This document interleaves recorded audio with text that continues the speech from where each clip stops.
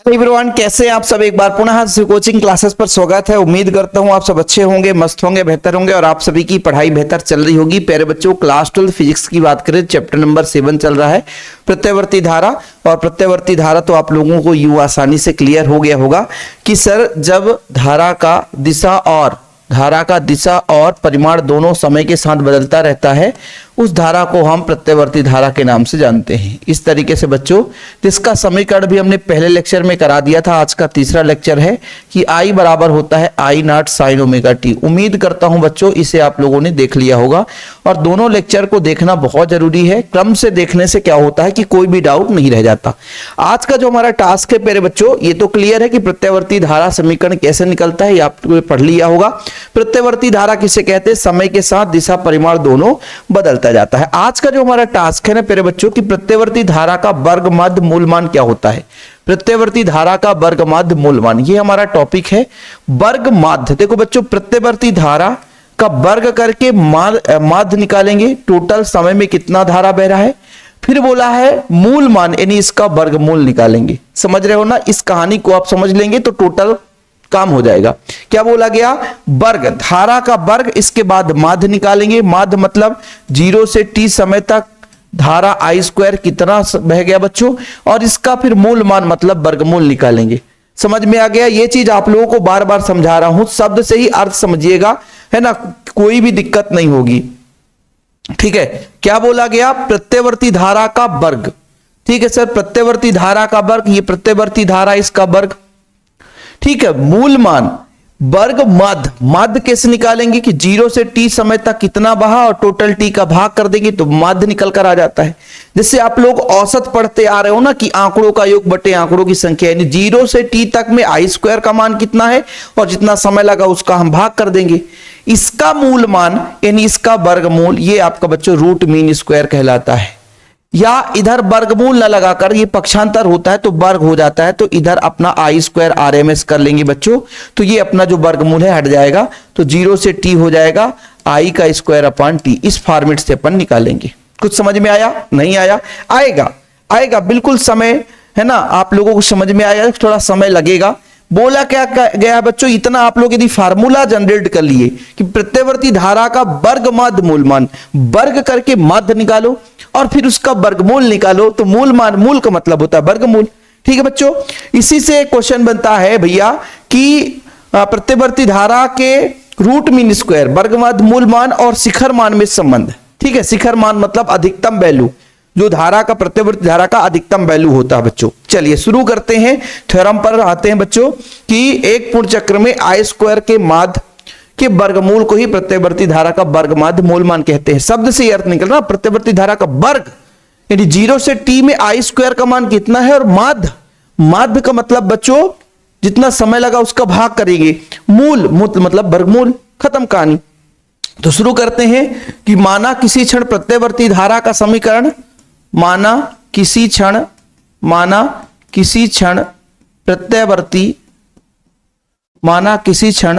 प्रत्यावर्ती धारा का समीकरण कितना होता है? धारा का समीकरण, तो बोलोगे सर I बराबर होता है I not sine omega T. ये आपने समीकरण एक दे दिया। अच्छा, तो सर वर्ग माध्य मूल मान क्या होगा? तो देखो बच्चों, R क्या बोला गया है? वर्ग माध्य मूल मान। ठीक है, मतलब प्रत्यावर्ती धारा का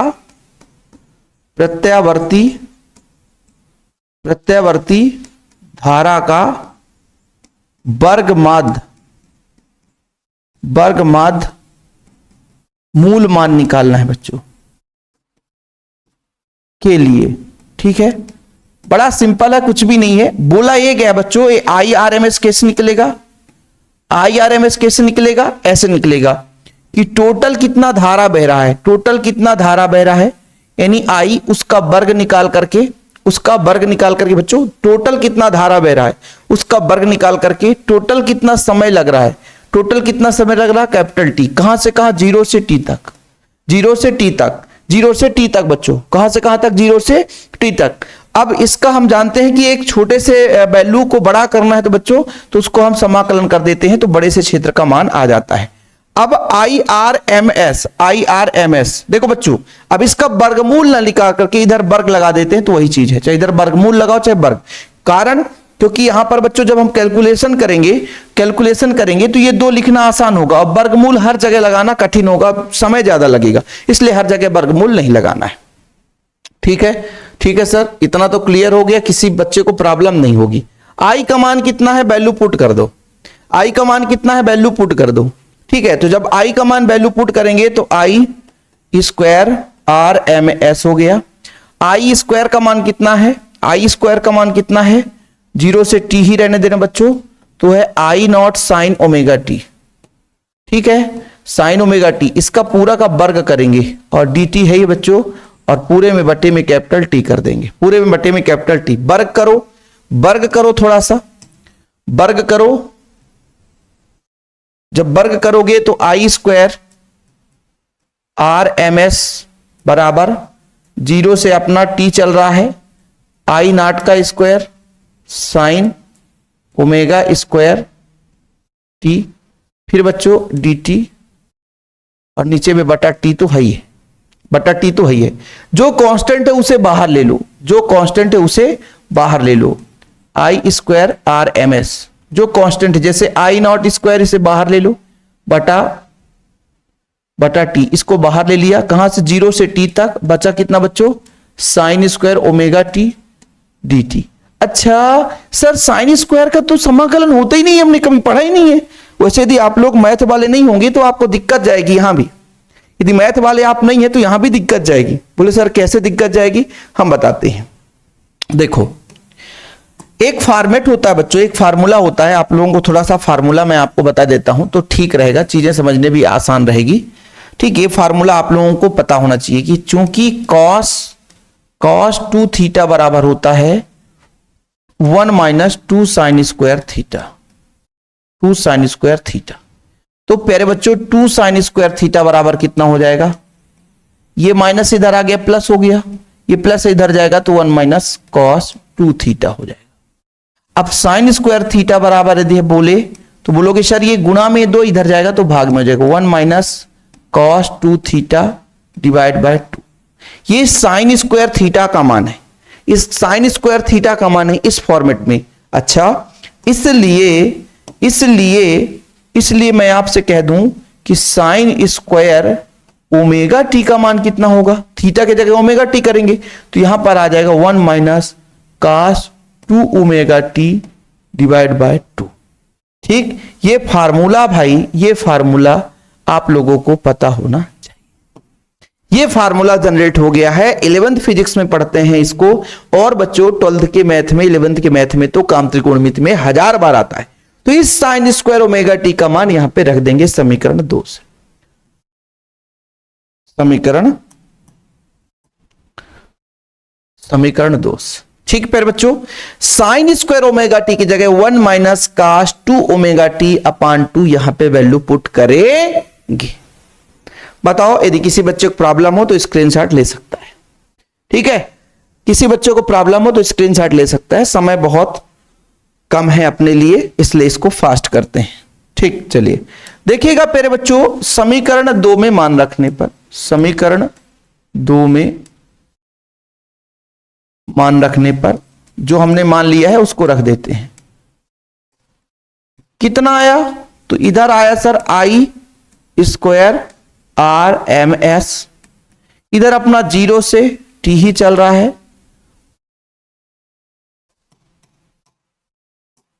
पहले तो था आई नॉट का स्क्वायर अपान टी, 0 से t ही चल रहा है, बस साइन स्क्वायर की जगह 1 minus cos 2 omega T upon 2 ये करके हम dt कर लेंगे। 2 जो है बच्चों ये बाहर आ जाएगा, 2 नीचे है ना, कांस्टेंट इसे बाहर ले आएंगे तो ये अपना आ जाएगा आई स्क्वायर RMS, ये कितना हो जाएगा आई नॉट का स्क्वायर अपान 2t। ठीक है बच्चों, 0 से t ही चल रहा है, 1 माइनस cos 2 ओमेगा टी। ठीक है, ये अपना बच्चों किसके सापेक्ष, t के सापेक्ष अवकलन करेंगे, समाकलन क्या करेंगे बच्चों? समाकलन करने जा रहे हैं। क्या करने जा रहे हैं? समाकलन। सर समाकलन हमने पढ़ा ही नहीं है तो कैसे बनेगा सर? समाकलन यदि आप लोगों को नहीं पता तो फिर मैं आपको बता देता हूं कि समाकलन यदि मतलब कॉस थीटा की बात करें, कॉस थीटा डी थीटा, तो कॉस थीटा का होता है साइन थीटा। क्या होता है बच्चों? Sine theta. क्या होता है? Sine theta. लेकिन यदि थीटा के साथ कोई कांस्टेंट है, जैसे टी के सापेक्ष हम समाकलन कर रहे हैं, थोड़ा देखिएगा, समय लेंगे हम यहां पे, समय लेंगे क्योंकि समझाना बहुत जरूरी रहता है। और समझाना रहता है, यही चीज तो बुक में लिखा नहीं रहता है, बाकी तो सब लिखा रहता है कि चूंकि यदि मान लीजिए एक का हम बच्चों समाकलन करते हैं तो ये 0 होता है, किसी अचर का हम समाकलन करते हैं तो 0 देता है। सॉरी, टी के सापेक्ष टी देगा समाकलन, अवकलन नहीं है, ये समाकलन है बच्चों। ठीक है, टी के सापेक्ष एक का समाकलन टी होगा। और बच्चों यदि हम बात करें, यहां पे बात करें कि cos 2 ओमेगा टी है, cos 2 ओमेगा टी है, इसका समाकलन यदि हम आप बात करें तो देखिएगा cos 2 ओमेगा टी का sin 2 ओमेगा टी, बढ़िया प्यार से। लेकिन बच्चों जो कांस्टेंट है वो नीचे आता है, जैसे 2 ओमेगा कांस्टेंट है तो 2 ओमेगा नीचे आ गया। अवकलन में कांस्टेंट जैसे साइन, कोई भी त्रिकोणमिति है उसका कांस्टेंट सामने आता है अवकलन में, समाकलन में नीचे जाता है। इतना यदि आप लोगों को क्लियर है तो फिर कभी भी आप लोग ऐसे में नहीं अटकोगे बच्चों। ठीक है, बस समाकलन पता होना चाहिए। जैसे एक का x के रिस्पेक्ट में समाकलन तो बच्चों x हो जाता, एक का y के रिस्पेक्ट में समाकलन तो y हो जाता, तो एक का t के रिस्पेक्ट में समाकलन तो कितना हो गया? t हो गया। ऐसे प्यारे बच्चों जैसे मान लीजिए आपका cos 2 थीटा है, ठीक है, और समाकलन थीटा के सापेक्ष है, तो इसका आंसर हो जाएगा cos का sin 2 थीटा, और 2 कांस्टेंट है तो 2 नीचे आ गया। अब यहां पे बच्चों है 2 के जगह जैसे मान लीजिए 2 ओमेगा है तो नीचे यदि 2 ओमेगा है बच्चों तो 2 ओमेगा नीचे आ गया। इस तरीके से ये आप लोगों को पता होना चाहिए, इस तरीके से आप लोगों को पता होना चाहिए। ठीक है सर, क्लियर हो गया, समझ में आ गया, क्लियर कट है, बात कुछ कठिन है नहीं भाई, कुछ कठिन नहीं है, कुछ कठिन नहीं है। ठीक है, कोई भी प्रॉब्लम नहीं है, इतना आप लोगों को भाई, इतना तो आप लोगों को मैनेज करना पड़ेगा। ठीक है, ये फार्मूला है, ये फार्मूला मैनेज करना पड़ेगा कि समाकलन की बात करते हैं तो एक का समाकलन टी कास का साइन हो जाता है, लेकिन जो कांस्टेंट है वो नीचे आ जाता है, तो वैल्यू पुट करते हैं। इसलिए आई स्क्वायर आर एम एस, आई स्क्वायर आर एम एस, यहां पे बच्चों आपका आई नॉट का स्क्वायर है, नीचे 2t है, रहने दो। ठीक है, अब देखना एक का समाकलन t के रिस्पेक्ट में t हो गया माइनस cos 2, cos का होता है sin 2 ओमेगा टी, लेकिन यहां पे जो 2 ओमेगा है ना बच्चों वो कांस्टेंट है इसलिए नीचे चला गया, और लिमिट लगा है 0 से t समय के लिए, 0 से t समय के लिए, 0 से t समय के लिए वो लिमिट लगा है, तो लिमिट को अपन हटा नहीं सकते। अच्छा, यहां पे खेल होगा बच्चों, यहां पे मेन खेला है कि लिमिट लगाते सबसे पहले क्या करते हैं, पहले अपर लिमिट, जैसे हमने कहा कि पहले अपर लिमिट कैपिटल टी है तो पहले कैपिटल टी, स्मॉल टी की जगह कैपिटल टी रखेंगे, फिर बच्चों माइनस लगा करके 0 रखेंगे। ये नियम ही है, ये नियम ही है, ये क्या है फिर बच्चों? नियम ही है। पहले अपर लिमिट फिर लोअर लिमिट, अपर लिमिट फिर लोअर लिमिट। ठीक है, पहले क्या बच्चों? अपर लिमिट फिर लोअर लिमिट। कुछ समझ में आया? अपर लिमिट फिर लोअर लिमिट, अपर लिमिट कैपिटल टी फिर लोअर लिमिट। ठीक, चलिए आगे की बात करते हैं बच्चों। यहां पे अपन रख देते हैं I square R M S, I not का स्क्वायर अपान 2t। पहले अपर लिमिट कैपिटल टी, यहां भी upper limit sine 2 omega capital T upon 2 omega, बीच में माइनस लगाना है। पहले हमने सीधा सीधा वैल्यू पुट कर दिया, तो ये लो भैया कैपिटल टी, फिर माइनस लगा करके 0 रखना बच्चों, तो यहां पे 0 रख देंगे, टी के जगह 0 रखेंगे, कोई वैल्यू नहीं आएगा। यहां पे कितना आ जाएगा? साइन 2 ओमेगा, टी की जगह भी क्या रखेंगे बच्चों? 0 डिवाइड बाय 2 ओमेगा। साइन 0 का मान, साइन 0 का मान कितना होता है? साइन 90 का मान 1 होता है, तो साइन 0 का मान 0 हो जाएगा, साइन 0 का मान कितना हो जाएगा? 0 हो जाएगा। ठीक है, तो ये वाला पार्ट तो अपना खत्म है, ये वाला पार्ट अपना खत्म है प्यारे बच्चों, सही है कि नहीं? 0 वाला पार्ट खत्म है, 0 वाला पार्ट खत्म है, ये अपना जीरो, ये भी जीरो हो जाएगा। ठीक है, तो ये वाला पार्ट खत्म हो जाएगा। ठीक, तो जरा थोड़ा सा ध्यान देते हैं, यहां पे थोड़ा सा ध्यान दीजिएगा आप लोग। देखिएगा बच्चों, देखिएगा आई स्क्वायर आर एम एस, आई स्क्वायर आर एम एस बराबर आई नॉट का स्क्वायर अपान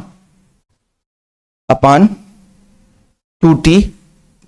ठीक, यहां पे बच्चों आपका कितना आया, t minus sine 2 omega capital T upon 2 omega. खत्म। क्यों? क्योंकि इनका वैल्यू जीरो आ जाएगा ना, ये जीरो है, इसका कोई मतलब नहीं, और साइन जीरो का मान जीरो ही आता है, साइन जीरो का मान जीरो ही आता है। अच्छा सर, अब आप लोग बताओ कि चूंकि ओमेगा बराबर कितना होता है, 2 पाई अपान टी, 2 पाई अपान टी होता है, तो यहां से मैं कह दूं कि ओमेगा बराबर रख दो 2 पाई अपान टी, तो टी बराबर हो जाएगा अपना, टी बराबर कितना आ जाएगा फिर बच्चों, टी बराबर कितना आ जाएगा, टी बराबर अपना कितना आ जाएगा, टी बराबर अपना 2 पाई अपान ओमेगा आ जाएगा। ठीक है, ठीक, तो t बराबर 2 पाई अपान ओमेगा आ जाएगा। देखो भाई कहीं पे गलत तो नहीं हो रहा है, यदि गड़बड़ होगा तो फिर गड़बड़ ही आ जाएगा, है ना, गड़बड़ नहीं होना चाहिए। देखते हैं कितना आता अपना वैल्यू। ठीक है, डरने की बात नहीं सर, आगे करते चलो, ऑटोमेटिक चीजें क्लियर हो जाएगी। ठीक, देखना बच्चों, यहां पे आई स्क्वायर है, आई स्क्वायर, आर एम एस है, आर एम एस, यहां पे आई नॉट का स्क्वायर है। ठीक,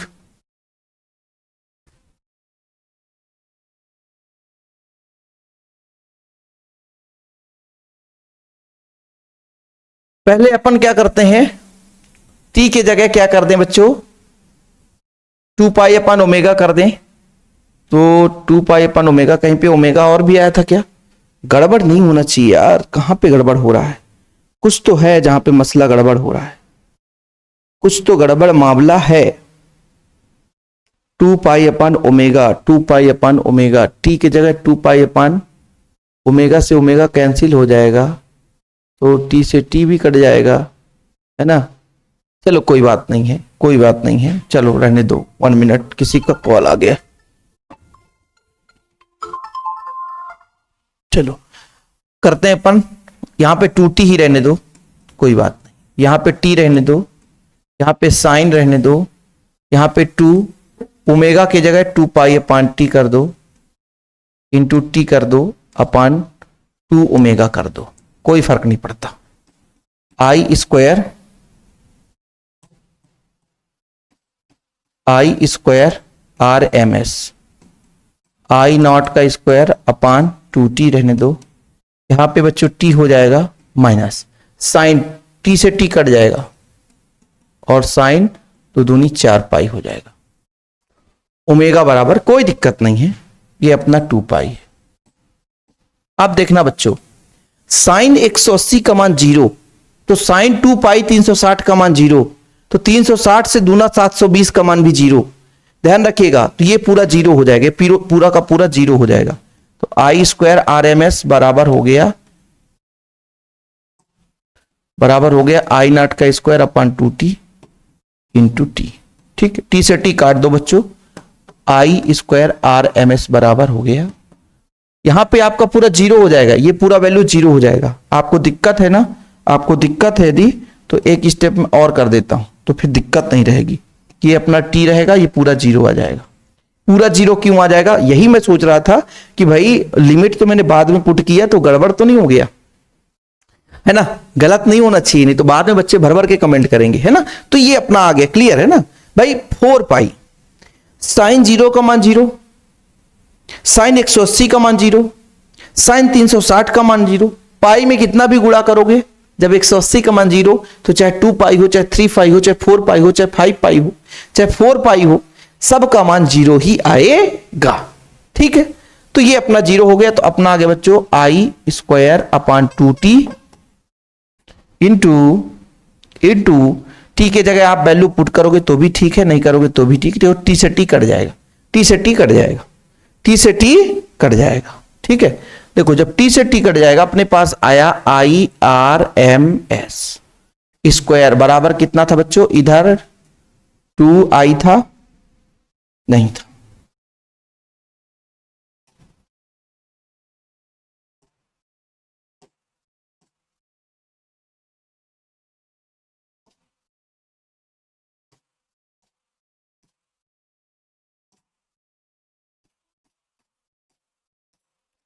टू टी था, यहां पे टी था, टी से टी कट जाएगा।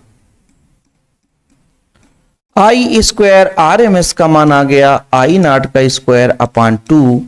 अब बच्चों इधर जाएगा क्योंकि ये अपना माध्य तो निकल कर आ गया, अब वर्गमूल निकालेंगे तो रूट मीन स्क्वायर, ये वर्ग है बच्चों, पक्षांतर हुआ तो वर्गमूल हो जाएगा आई नॉट का स्क्वायर अपॉन 2। यानी आपके पास बिल्कुल सिंपल आ गया आई आर एम एस बराबर कितना हो जाएगा, इसका हो जाएगा आई नॉट, भाई वर्ग से वर्गमूल कट गया, इसका रूट 2, और यही आपका संबंध आ गया। इसी संबंध के लिए अपन इतना मेहनत कर रहे थे। या प्यारे बच्चों या शिखर मान बराबर root 2 I R M S, ये आप लोगों का दो फार्मूला। इसी से आप लोग बच्चों ऑब्जेक्टिव के लिए तैयार करेंगे कि भी आर एम एस जो होगा वो हो जाएगा भी नॉट, क्या होगा, भी नॉट अपॉन रूट 2। या प्यारे बच्चों इसी से आप तैयार करोगे कि भी नॉट बराबर रूट 2 इंटू भी आर एम एस। ठीक है, ये आप लोगों को क्लियर रहना चाहिए। ये फार्मूले जनरेट हो गए हैं और इसी का निकालने के लिए अपन ने इतना मेहनत किया है। उम्मीद करता हूं चीजें क्लियर हो गई होगी। और हमेशा कहता हूं बच्चों एक प्रॉपर नोट्स की जरूरत होती है आप लोगों को पढ़ाई के लिए, तो 100 रुपए मात्र चार्ज लगता है। यदि कोई बच्चा चाहता है कि नोट्स लेना है तो आप मेरे पर्सनल नंबर व्हाट्सएप नंबर पे कांटेक्ट करें 9685299149। मेरा पर्सनल नंबर है 9685299149। ओके, मेरा पर्सनल नंबर बच्चों 9685299149। कॉन्टेक्ट नंबर आप लोग नोट डाउन कर सकते हैं 9685299149। मात्र 100 रुपए चार्ज लगता है, बढ़िया ऑल चैप्टर के नोट्स दिए जाते हैं। ओके, वीडियो पसंद आए तो लाइक करके शेयर जरूर करना बच्चों। जय हिंद, वंदे मातरम।